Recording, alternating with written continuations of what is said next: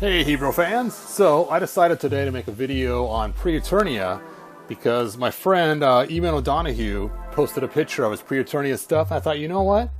That'd be a cool video to do. My first thought was to do this video live, but I realized that YouTube has not been friendly with doing live videos lately, so I decided to go ahead and record this. I'm not going to do a lot of editing, so as you watch it, it'll look like you're watching a live video. Just feel free to fast forward past certain points as you go along. There will be certain sections like about Snakeman individually and about different customs, so just feel free. So my first section I'm going to cover is a little bit about the comics, so let's go ahead and dive into that right now. Now, for those that don't have this book, I would suggest getting it. It's really cool. They sell it on Amazon, and this book is all the mini comics kind of shoved into one giant, master, huge book. Now, my son got this for me. My son Zach. It was really cool, so let's go ahead, and I already got a bookmark here. Now, normally the way you find the part you want to look at is in the front. They have a table of contents, and it has every single mini comic listed in it, and then it has interviews, and it even has some of the new classics comics in here as well. So the first three, I believe. But let's go ahead and jump into the first time we hear about pre-Eternia, and this is the powers of Grayskull. The legend begins, and you can see how cool this is because we see that He-Man's going to the sorceress, and you find out that she's showing him some magical world of magic or whatever, and it's where the legend begins, and they have cool dinosaurs and prehistoric stuff, and he's like, wow, that's so cool, thanks for showing me that. And then all of a sudden they realize that Skeletor is in pre-Eternia, so he needs to go and save them, but he can't go as He-Man because he'll be recognized, so he ends up going as a guy dressed like this, and you can see he has on a mask and kind of a burgundy type coating, or burgundy clothes. But what's funny is he still has the same sword. You think the sword would be recognized of, hey, isn't that magic sword? Why does he need to be disguised? Now, what's the bummer is back in the 80s they never made this disguise He-Man, and so like a lot of us would make them ourselves. I remember making my own, and I would use one of those Velcro straps they use for cords, and I'd cut a really thin strip and then cut 2 eye holes with a hole punch and then wrap it around his head because I didn't want to ruin my real He-Man figure. And then I had some kind of burgundy cloth that I kind of sewed together to make a little thing to go over the top of them. But there you go. There is the story. So we know that Skeletor's back in time, King Hiss is back in time, and we got some cool dinos and things they can ride and everything else. So let's go and close the book on that right now, and let's take a look at some of the stuff. Now, of course, in this time frame where we got the cool giants like Titus and Megatour and other giants, but as you saw, King Hiss was one of the characters that was back in time. So let's go and talk about King Hiss. So when Classics came out, this was the first King Hiss they gave us, and this King Hiss is okay. He's kind of a solid green color, if you will, and he came with this snake piece with 2 snake arms coming off, and the idea is he's supposed to be able to sneak up on the good guys who tend to be a hero. Hey, He-Man, I'm a hero. And then all of a sudden, he busts out of his skin, and this scary snake thing appears. So that's kind of what the idea was. Now, the snake thing was always a little bit of a letdown because you only had just 2 snakes coming out. If you were good at articulating it, you make it look a little scarier, but put some twists in it and stuff to kind of give it a little more girth to it. So some of us found a way, actually, just bring the whole thing over, to make one with multiple snakes. Now, a little scarier at this point. Basically, we would just glue on 2 of the extra arms on the back. You can see where they go right here, and we'd bring those up and over. So we very carefully cut this out and then glue it in there. And then I'd take one of the smaller snakes from the side and just kind of stick it in the side right there to give it that extra little buddy on the side. And now, much more menacing. So I decided to take it a step further because 2000X did not come out yet for any kind of figures. So I wanted to go on 2000X King Hiss. So that was this guy right here. And what I did was I used the loincloth from, oh, who was it? He was that lion type character that they had. And then the boots, and then I paint the green on here and kind of give it a 2000 look to it. And then for fun, I would use the extra snakes just like I did on the other one and add armor to it. So it kind of like he was half busting out, and then even add the arms inside with an O-ring and shove some extra rubber up there just so it would hold this out so it wouldn't fold weird. And there you go. There is a half transformed King Hiss in 2000X form. So then we actually got the 2000X King Hiss. So I can find him here. There we go. And he's cool. And one thing I was happy about when I first got this figure before I actually had it in hand was when they first made these figures, they made the shoulders backwards. So when you first got this figure, first thing you had to do was take off this rubber piece, crack the torso open, swap the shoulders, or you could take an X-Acto knife and cut down to the top and slice that rubber piece on there and then swap them that way and then hold the glue back in there and hold it together. So the first thing you had to do with these all the time was, of course, do that swap on it. There we go. And besides the problem with the swap, you also notice that his arms just stick really far out. So it's like his arms are being held out. They can't really go down on his sides very well. So the next fix was, when you took the rubber off, was to sand down his lats on the side of his body and then put the rubber back on, and that allowed you to make it so his arms could actually go down his sides a little better. You can see the difference in these two figures. How this one's pretty wide and this one can sit his arms much closer to his body. Anyway, let's continue on. So we got the 2000X finally. Oh, this was so cool, but there was no snake piece that came with it. His secondary thing he came with was Snake Armor He-Man, which was a 2000X head. And I was just going to take and use this to make a custom to have some shoulders that were correct, but the problem is the color is different. Notice the color green.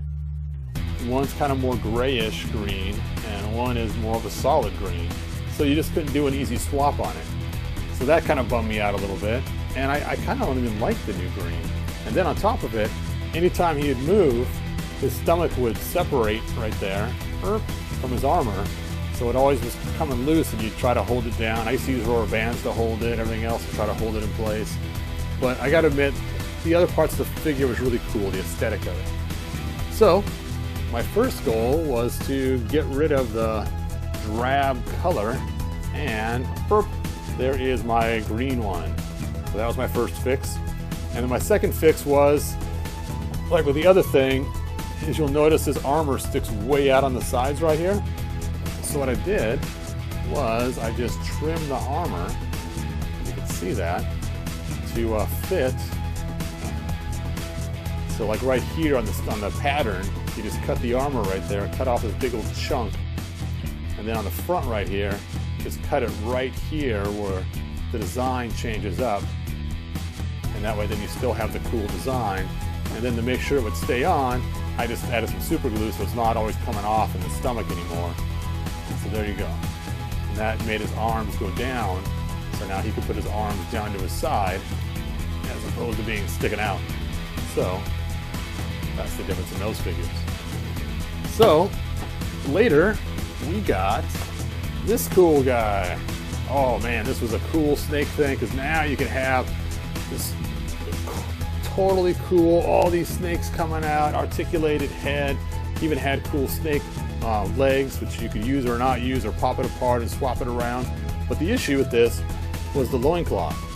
The loincloth was like the original release, not like our really cool 2000X.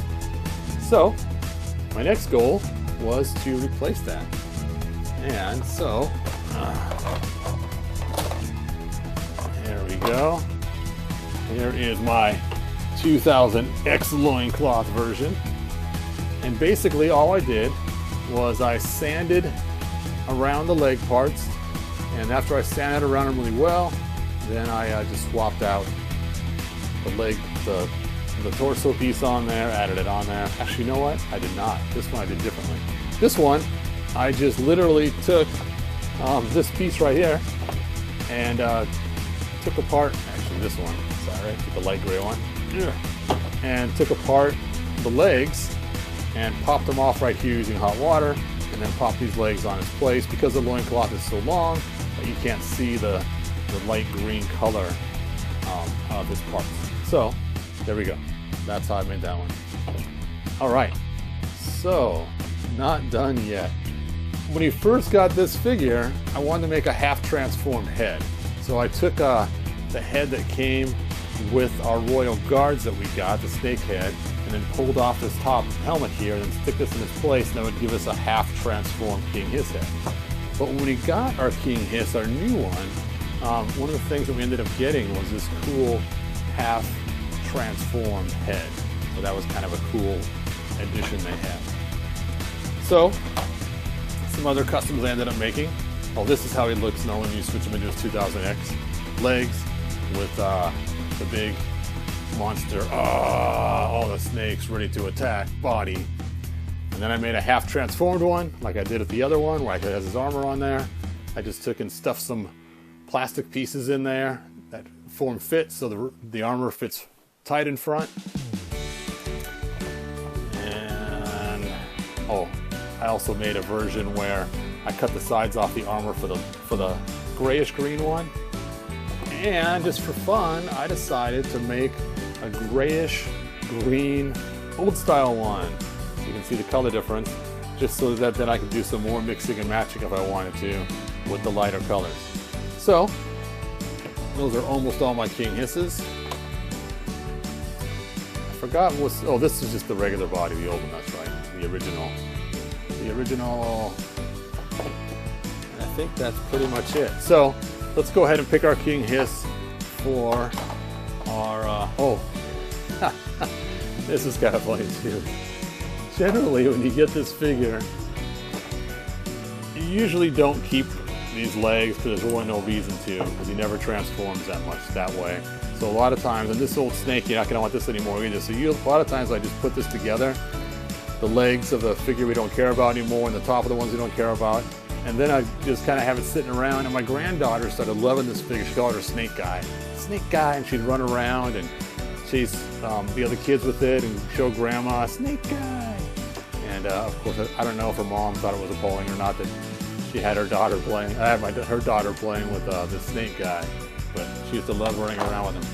Anyway, so I think for this pre-Eternia, we are going to choose the 2000X King Hiss with the green olive coloring with the fixed armor. So there we go. This will be the one I want to use for going back in time. This one was cool, huh? Anyway, you guys can choose the one you want when you do your going back in time one, but he doesn't actually go back in time. I just like to think this is the one that was original, and then the other one is the newer one that tricks He-Man. So this is the one from a long time ago, and this is the one from now, even though it's the same guy.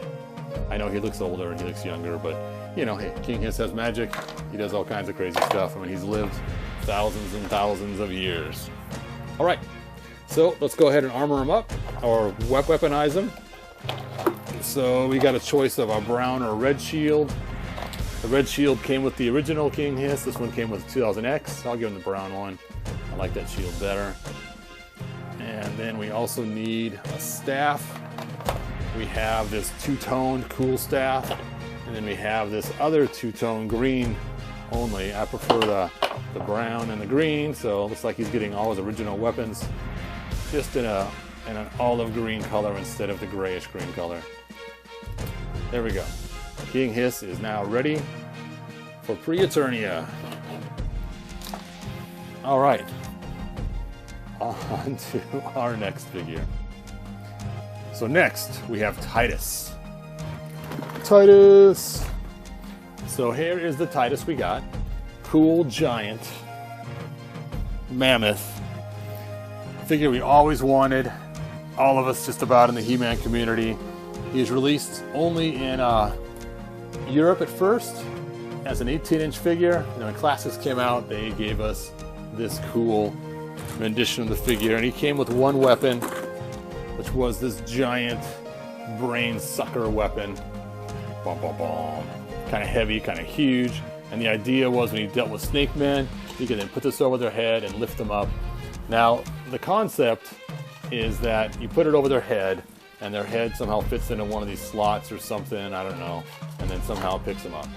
So, I have spent a lot of time revamping this tool, this piece, and created different versions. So, the first thing I did was I went and got a can holder. This is one of those can holders that you put over your can of soda, and it keeps it cool. And I just basically popped 5 holes in it and then cut the squares out, connecting the holes. And this now makes something that can catch things in its grasp. So let's go and just grab another King Hiss and show you kind of how it works. So you put it over his head, whoop, and now you can pick him up because he gets stuck in the rubber. And this is kind of cool because then you can just pop this in his hand, grab King Hiss, and then you can pick it up. But I noticed the angle of attack does not work very well for this because it's kind of weird because now it's so high up to lift him because this hammer thing's so low that I did one more modification, and that is I turned the handle upside down. So my last modification, you can see there's the handle right there, and just whoop. Now looks like one of those hair dryers you see behind the chairs that your mom would go to when you were a kid. But because the angle is the right angle now, it's much easier for him to lift up a figure after he grabs him. See, because now it's already in the lifting position and it's just more natural. So there's my renditions I went through. Now, I saw some cool people online make some really cool hammers and stuff for him. So I decided to make my own hammer. There it is. Here is my Titus hammer. And he has the G for Grayskull, I think. Sure. So, there he goes. And I wanted to match that. And so this hammer just fits in his hand. And now he's got a really cool weapon. Which you can use to smack people on the head with. And just kind of knock them unconscious. I think the hammer's kind of cool. But, you know, then we got those He-Man figures that was the 12-inch, and those were cool too, and so I decided to use some of those weapons. So like the battle axe we got with the 12-inch He-Man.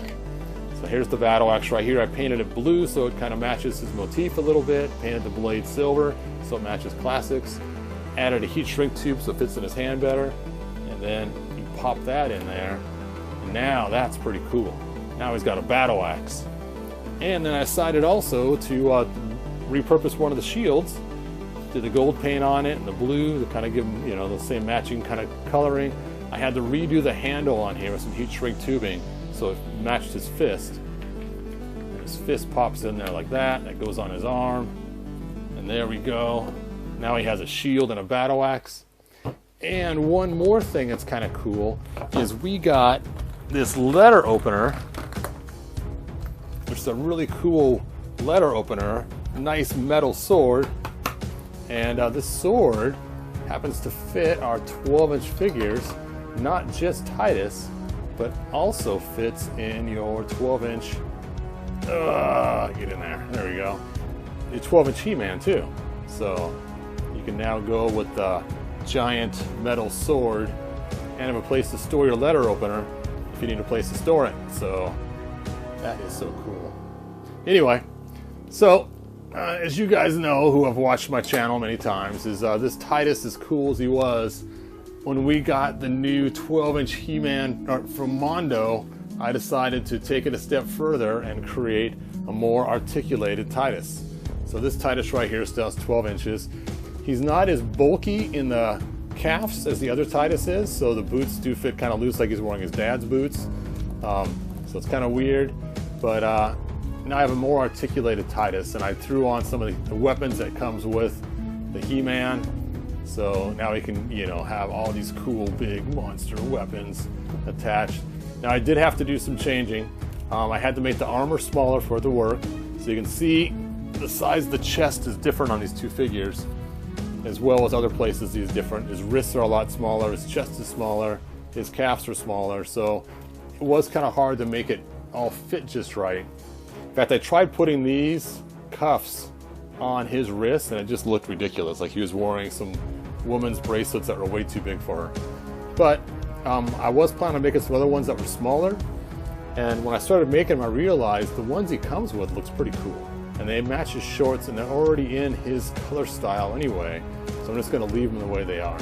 And then of course I added the shorts to match, so he has more of a Titus look to him. So there is my new 12-inch highly articulated Titus figure. But for this, we are going to use the original Titus, just so that it matches everybody else's. But I am going to give him the cool hammer and the shield. So I'll put the other weapons away and the other Titus away. Now, so we're talking giants, it's also time to talk about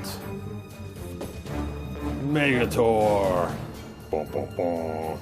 I am Megatour. Anyway, so Megatour comes with a weapon that normally has a chain on it. I replaced it with this kind of string that's tied in knots. That way you don't get paint rub from hitting different figures or ruining them. So I know people like to keep it original. I do have an original one stored away somewhere that I can pull out in case I want to have the original stuff. But one of the things this guy came with was an extra head. His extra head was kind of bald. It looked like he was an old guy. So it's be that he's a zombie from the Horde in the future. And so I decided to go a step further. And this is my zombie Megatour. And zombie Megatour, I actually put Horde armor on him that I got from Grizzlor. This is actually Grizzlor's armor on him. And I just stretched it around his chest and rubber banded the back to hold it in place the best I can. And then I decided to add a crossbow to him, because we know all people of the Horde, they all use crossbows. So he has this big giant mammoth crossbow, which came from She-Hulk, and it actually shoots a missile out of it. So this is my futuristic one that's been reanimated by the Horde zombie Megatour. But for pre-Eternia, we're going to go ahead and use this Megatour.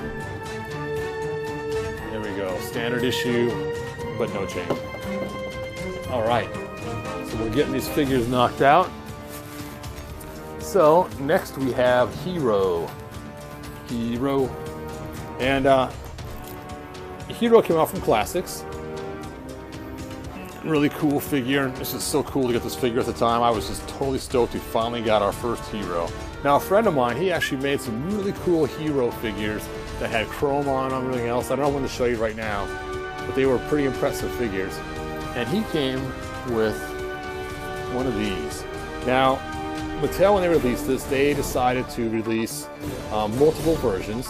We have two figure style versions, and underneath the chest right here, one of them has the symbol for the Comic-Con, the other one does not. And that's how you can tell. I'm not going to take the armor off, because every time you do it, there's a chance of breaking on the top up here and causing some other issues. So I'm just going to leave the armor on, but one of them has the symbol in the shoulder up here, one does not.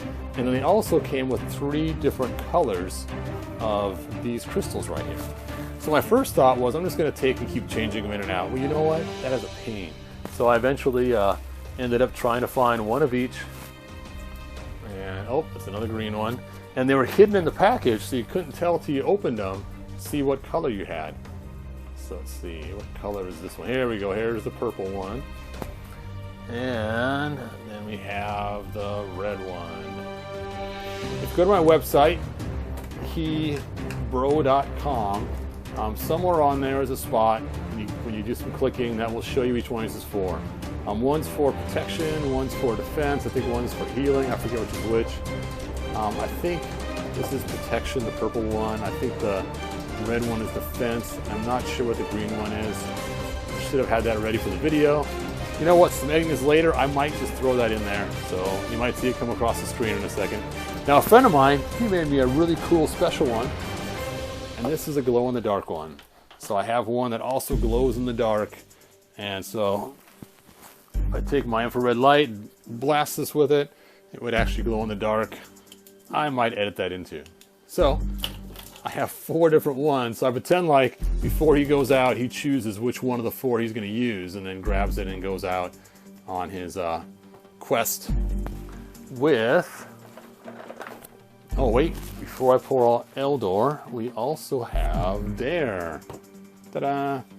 And Dare is, I think at one time his name was Gray, depending on which canon you look at. Let's take a look at the back of this card.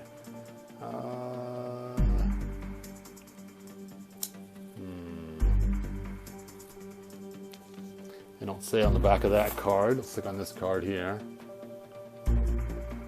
Okay, here they call him Gray, but I know with Hero 2 they call him Dare because he's He-Man's son, but it all depends on which storyline you go by. We'll call him Gray for now since it's pre-Eternia.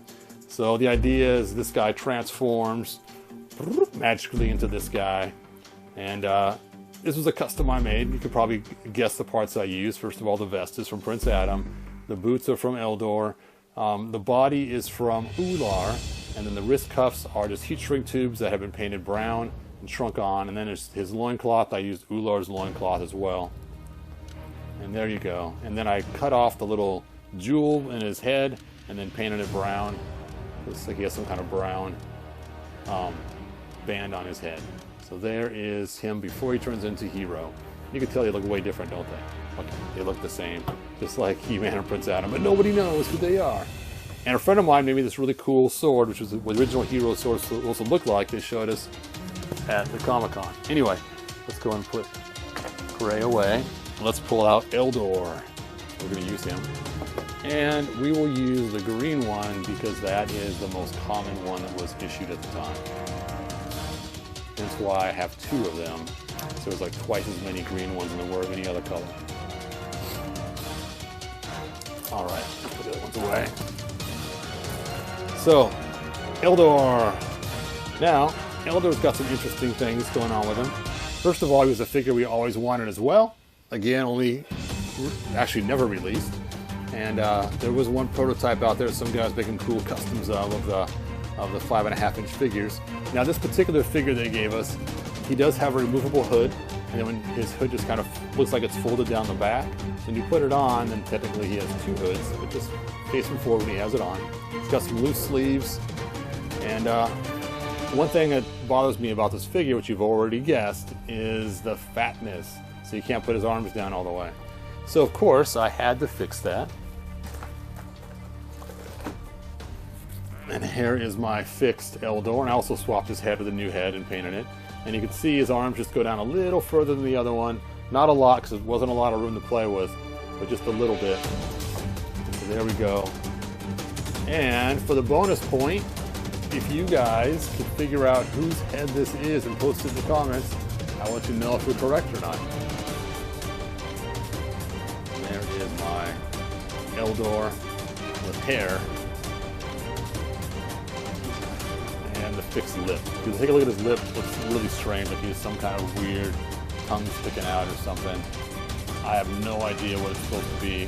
I'm trying to figure out what it was. So, he also has a staff he came with the same crystal as Hero, so I can only imagine this crystal came out of this and became part of Hero's staff. And just for a throwback, I made a special glow-in-the-dark version for myself. You can see how it looks a little different. It's a clear glow-in-the-dark paint I put on there, real thick. It's like a hit of the light, it will glow in the dark. So for him, we will... Oh, I also swapped out his hands too. I wanted hands that were movable as opposed to his solid hands that he has, so he can hold his book easier in So it's like he's actually reading his book. And being I use Bo's hands, it's like he has a spell casting hand now. So we're going to use the non-glowing one. I'm not going to give him his book because I don't want it to be out in the open because he wouldn't just carry it around. We'll just set him right here. And we'll put this one back. Alright, we're narrowing these down. So, another figure is on the box art. Let's see if this has the box art in it or not. It does. On the box art of Megatour, we saw in the corner right here this cool little girl action, or this little girl running around. No one knows who she is. She was just background art they made at the time. And so people have assumed what her name was, and we looked at different backstories, tried to figure it out. And I have made my own version of her. There she is. And I basically used the Battle Armatilla, and then I used Queen Marlena top. I cut it off mid-drift, and then I painted it brown. And then I made this arrow, or this bow, sorry, this bow on Shapeways, and then made her some arrows to go with it. And they actually do shoot. Watch some of my other videos. And then I added my white rubber band hair ties, and then some heat shrink tubing, and then some black hot glue on the bottom to make her little sheath. And there she is. And her name, people came up with, is Shirella. So there is Shirella. She is ready for battle. Huh. And I've made quite a few of these. I sold some as customs too, but not anymore. Her head is actually a wrestling figure, and then her hair is Battle Armatilla that's been painted kind of reddish brown. All right, so we're starting to get more figures stacked up, and we know that Skeletor is back in there. We saw it in the comic. Skeletor. Not going to go through a lot of him. I got tons of customs, so we'll just use this one with the Alcala head, and there we go. All right, so we also know He-Man is also back in this time frame, but he's dressed up differently. So here is He-Man, and you can already see it. You can already see the fatness right off the bat.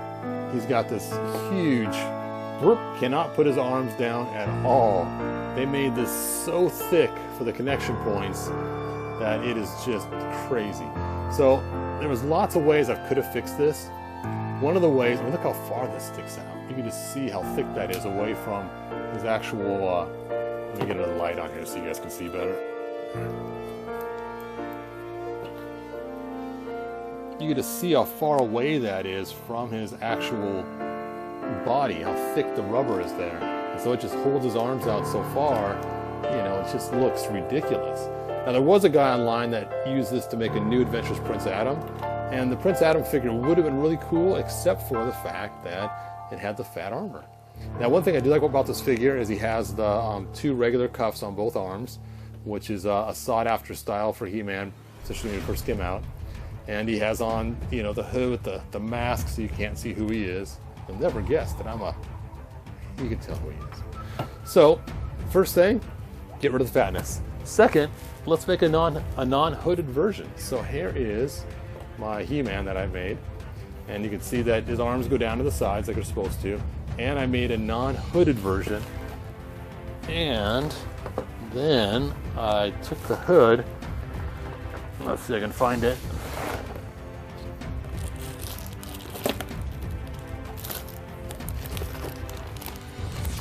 There it is, and bag of stuff. Bag of stuff. And I took the hood and sanded it out and painted the inside black so it looks like it's empty. Then he can hang on to his hood. Now it doesn't fit over his hair because it's too thick, but you can just, you know, hang on his hood and then whoop, swap the figures out or swap the head out.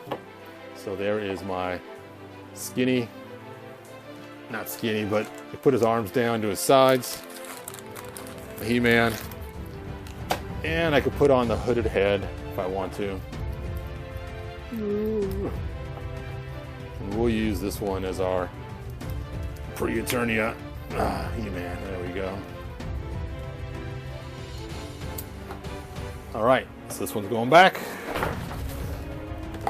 So let's see, who else was in pre-Eternia? I got King Hiss, I got Skeletor, Heman, Hero, Eldora. It's kind of fun. It just came with the giant guns like they had on the Triceratops that he comes with, which I guess is kind of overkill. Kind of reminds me of a Rambo thing. Bow, bow, bow. I want to give him the cosmic keys. Obviously, he has to travel back in time, back and forth somehow, right? Ta-da! Ta-da-da-da! All right.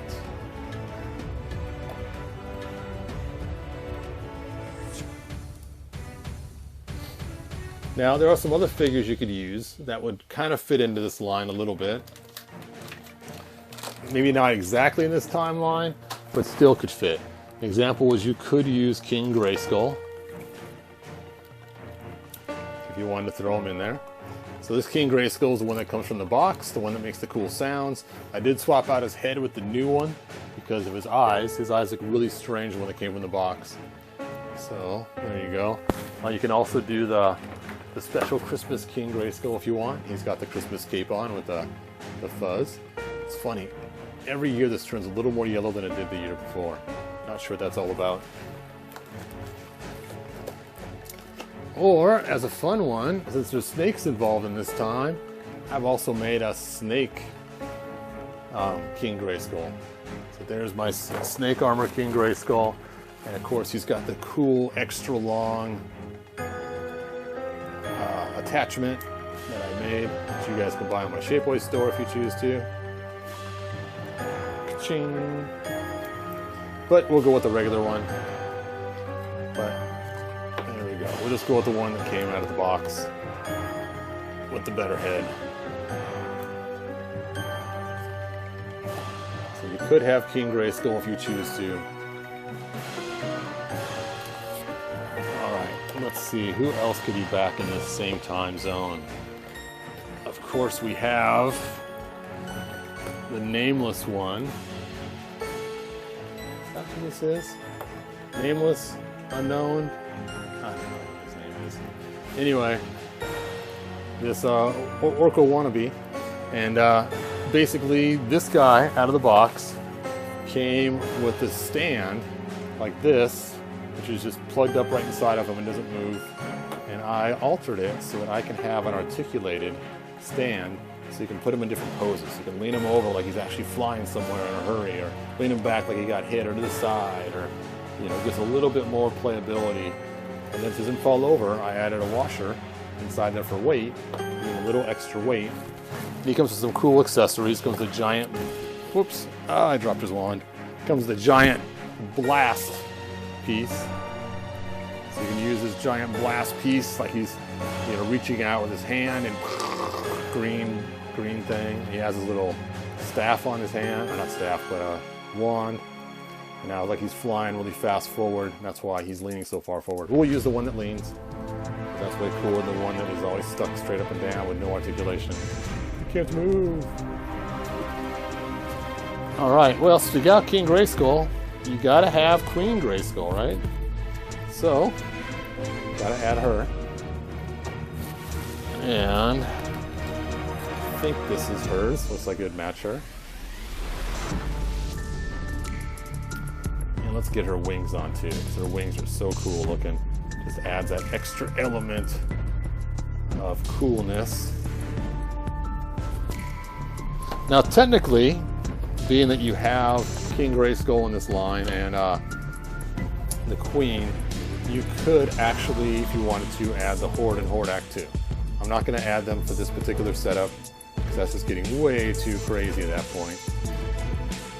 But technically you could, because they're all kind of in the same family time frame now that I've kind of mixed the timelines a little bit by adding King Grayskull here.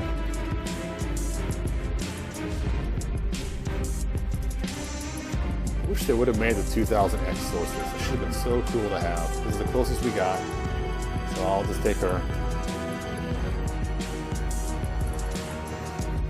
She has the cool blue cloth that goes around her arms. There we go. Ta-da! Where's her husband? There he is. I'll put her next to her husband. Okay, there she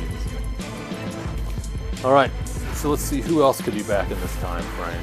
Well, we could have the Green Goddess, maybe. She could potentially fit. She doesn't glow in the dark, but she is kind of translucent and kind of cool. And so you could put her back in this timeline if you choose to. Interesting thing is on her card art, they actually call her Shirella. So she might actually be our Archer woman changed in the future. Just a curious thought. Alright, so who else could we have back in this time frame? Of course, you got your Snake Troopers, because they would be back there. So let's get these guys set up.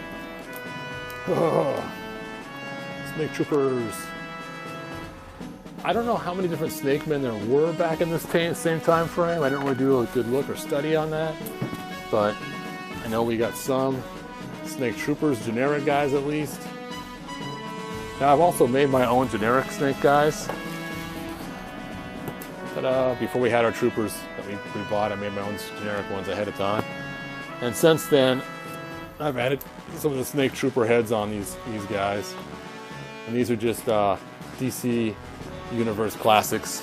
I forget the name of the guy that I used, but he had like a snake head. This was his snake head. Had a human face inside there, and I dremeled it out. And then patched up the hole. And then threw on the extra armor we got in the weapons pack.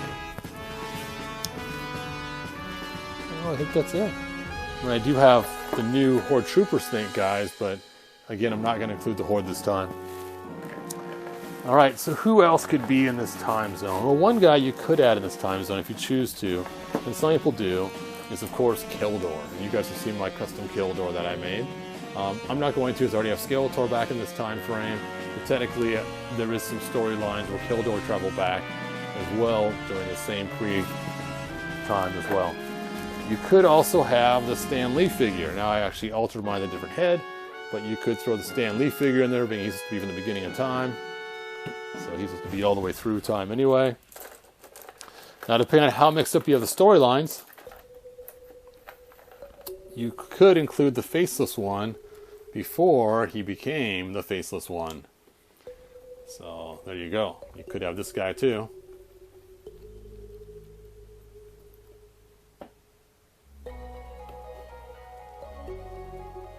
Oop. Oh. It's hard to make this guy stand. I don't know why they made this faceless one's armor. They made it so heavy. This becomes kind of a bear to hang on to. And of course you can have his Havoc Staff because Skeletor stole the Havoc Staff from him. But that happened before, and with the time continuum, he still has it during this time frame. Again, like I said, I'm mixing timelines a little bit, but you could say this is really old timeline, so he could exist here too before he's the Faceless one. And technically, oh, Armin's falling over. Oh, even more falling over. They're like dominoes. Let's stick them there. Stand. I can't stand. Yeah, yeah, yeah. Okay.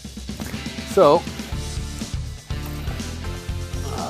this guy's not old enough, even though you're fun to add him. You could if you wanted to, but he's actually in a different timeline. And I think that's pretty much about it. Like I said, you could add the Horde as well, but I'm not going to add the Horde. It's the He-Man sword, even though King Grayskull has the exact same sword, but again, we pulled this one from the future, so they both have the same sword, which could kind of be kind of freaky. There we go.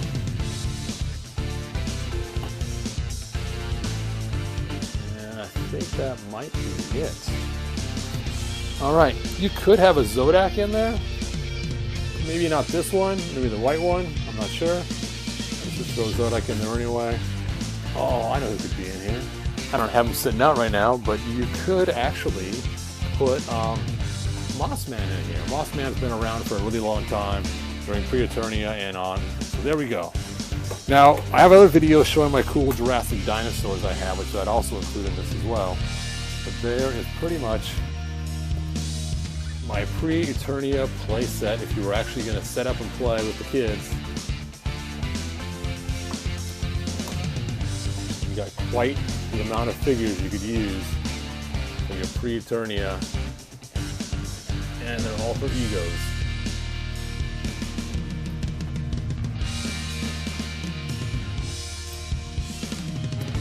Oh, Faceless one just will not stand. His nickname in this time was the Faced One. I am the Faced One. Anyway, that's all I have, you guys. Thanks for watching, and I would suggest picking up this really cool comic. It is really cool, as well as it includes the original Power of Grayskull comic. It also includes these new ones too in there, which is out of order. Here we go, 1, 2, and 3. There we go. Which was the actual Pog story they tried to make, and of course Super 7 has given us a new hero, which is really cool, and a new Eldora. I believe Big Bad Toy Store still has these. I'm going to pick it up, and it comes with a big book of spells too, and some stickers to put on it. And that's all I got. Thanks for watching. Subscribe, like. Mr. O'Donohue, let me know what you think. Talk to you guys later. Bye now.